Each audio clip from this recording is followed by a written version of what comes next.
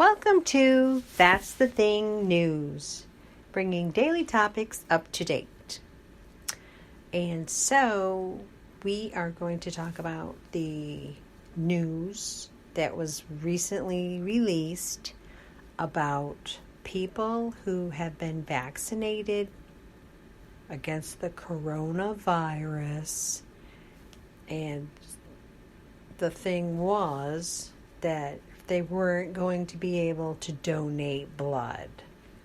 Now, first of all, you would have to prove that a vaccination had something harmful that would carry onto another person if they were to donate blood. Because everybody's been vaccinated for the flu, but see, you have to get that every year, right? So even with this coronavirus vaccine, it's not valid. It didn't keep people from getting the virus.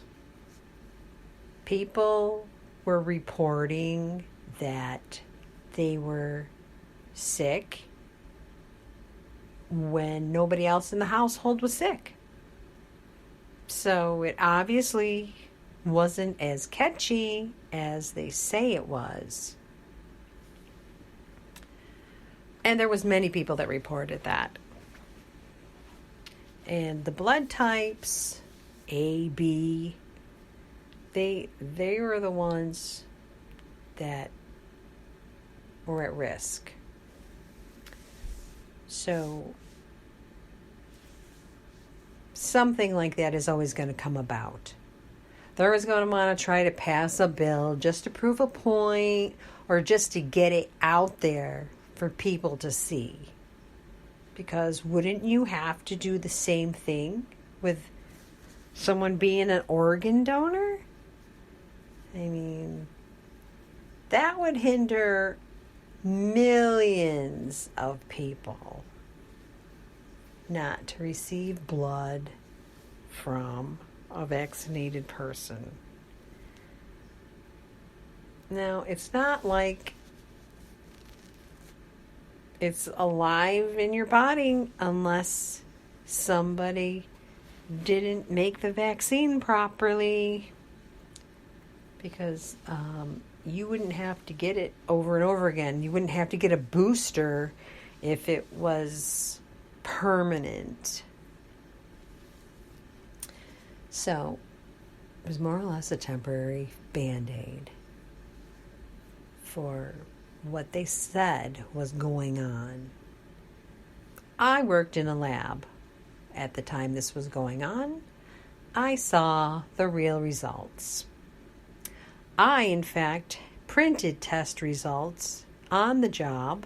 After everybody left the lab, I was there late at night printing hundreds of lab results for the day and then mailing them out. And when I looked at those lab results, believe me when I tell you, out of hundreds of tests for the virus, there was only a few that were positive, and the patient had no symptoms. So there are false positives out there for what they are looking for. They are looking for someone who is deathly ill. And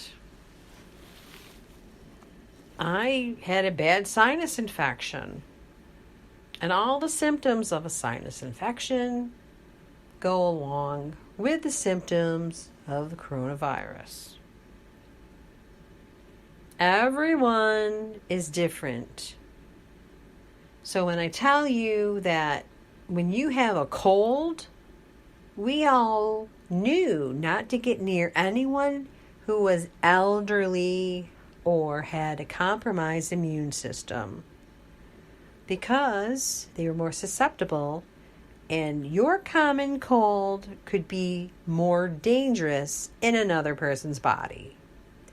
That's why when you go to the doctor's office in the past, they had a mask that was available so that you wouldn't spread your germs to other people. It's common sense. It's nothing new. So the common cold was dangerous to other people with compromised immune systems. It's a virus. So you have to use your judgment when you read news, and because I felt that I did not need the vaccination, the hospitals who own the laboratories had made it mandatory eventually that you had to have it, which is against my belief and our Constitution. So I now work elsewhere. So people need to exercise their rights and freedom for what they believe is right for them.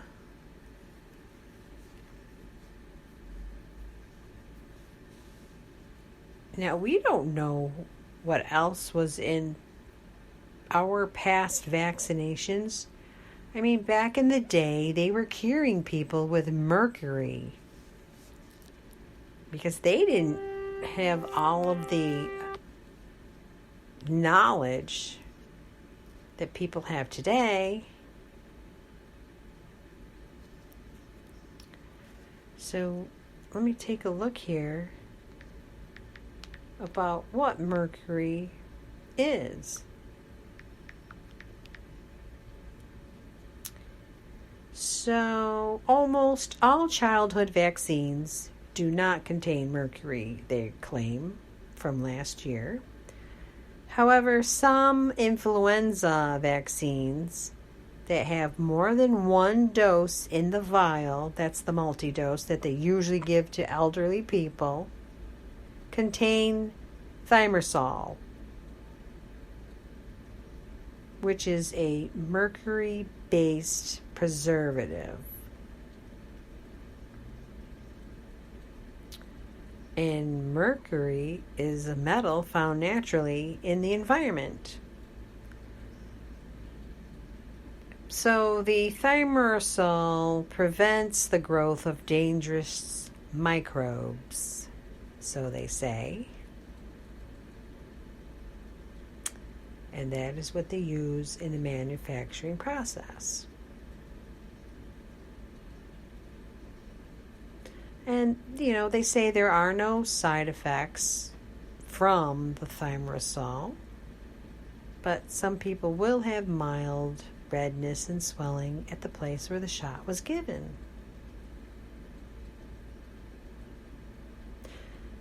They're saying there is no evidence of harm caused by the low doses of thimerosal in vaccines, except for minor reactions like redness and swelling at the injection site. So now you know why you have redness and swelling at the injection site of your flu vaccine. It's not the vaccine, it's the mercury thimerosal that makes it red.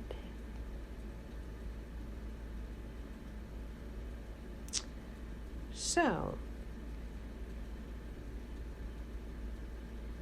the decision to remove it was made as a precautionary measure to decrease overall exposure to mercury among young infants. So, thimerosal was removed from all childhood vaccines in 2001, with the exception of the inactivated flu vaccine in multi-dose vials. And I had spent 5 years in pharmacy, and it wasn't mandatory that you got the flu vaccine. But of course, we're all trying to boost our pharmacy by getting as many vaccines as possible. And we would always get the multi-dose. So if you don't get the multi-dose, and you should not be getting redness at the injection site with the other flu vaccine.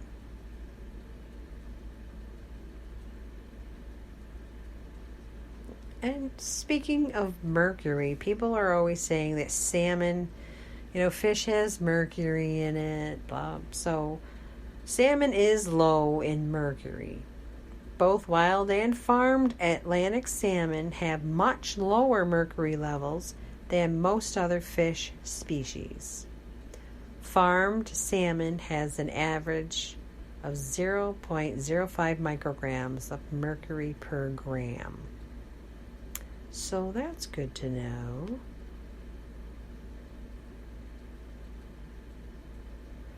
So we have 5 of the most commonly eaten fish that are low in mercury are shrimp, canned light tuna, salmon, pollock, and catfish. Catfish. Sounds so good right now. And our foods that are high in mercury are swordfish, shark, tilefish, king mackerel, big eye tuna, marlin, orange roughy, and Chilean sea bass.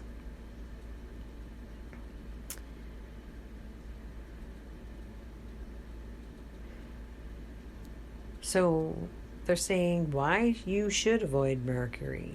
Mercury is a toxic metal that can cause varying health effects if amount you're exposed to surpasses threshold levels.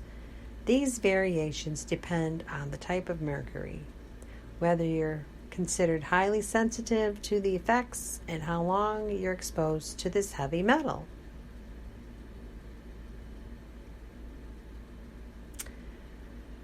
So, yeah, it would have to be a very high amount. And of course, it's going to affect all of your insides. We'll just put it that way.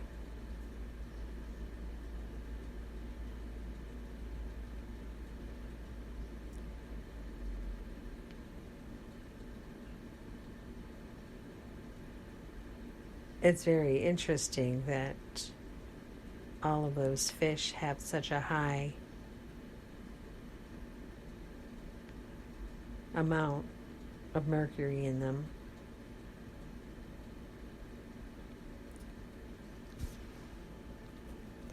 So we're going to move on to another ingredient in vaccines, and that is aluminum. What does aluminum in vaccines do to your body? Small amounts of aluminum are added to some vaccines to help the body build stronger immunity against the germ in the vaccine. Aluminum is one of the most common metals found in nature and is present in air, food, and water. Aluminum is the third most abundant element after oxygen and silicon, and is the most abundant metal, making up almost 9% of the Earth's crust. It's very interesting here that we have that. People were always saying, I don't want to buy the baking soda or the baking powder that has aluminum in it. But aluminum is used extensively in food-related products, like pots and pans, storage containers, foil. Aluminum is found in numerous foods and beverages, including fruits and vegetables, beer and wine, seasonings, flours, cereals, nuts, dairy products, baby formulas, and honey. That's interesting. So we will see here the adjuvant effects of aluminum were discovered in 1926. Aluminum adjuvants are used in vaccines such as hepatitis A, hepatitis B, diphtheria, tetanus containing vaccines, influenza type B, and pneumococcal vaccines. But they are not used in live viral vaccines such as measles, mumps, rubella, varicella, and rotavirus. Aluminum salts are a detoxified bacterial component, QS21. The quantities of aluminum present in vaccines are low and are regulated by the Center for Biologics Evaluation and Research. The aluminum contained in vaccines is similar to that found in a liter of infant formula. While infants receive about 4.4 milligrams of aluminum in the first 6 months of life from vaccines, they receive more than that in their diet. Breastfed infants ingest about 7 milligrams.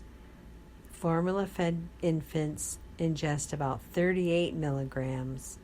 And infants who are fed soy formula ingest almost 117 milligrams of aluminum during the first 6 months of life. Wow. 1 milligram is 1,000th of a gram. 1 gram is the weight of 1/5 of a teaspoon of water. Well, that's something I never knew before. So you see, everybody needs to do their research. What is the best to feed their babies? We grew up on evaporated milk, so you can just imagine what was in that.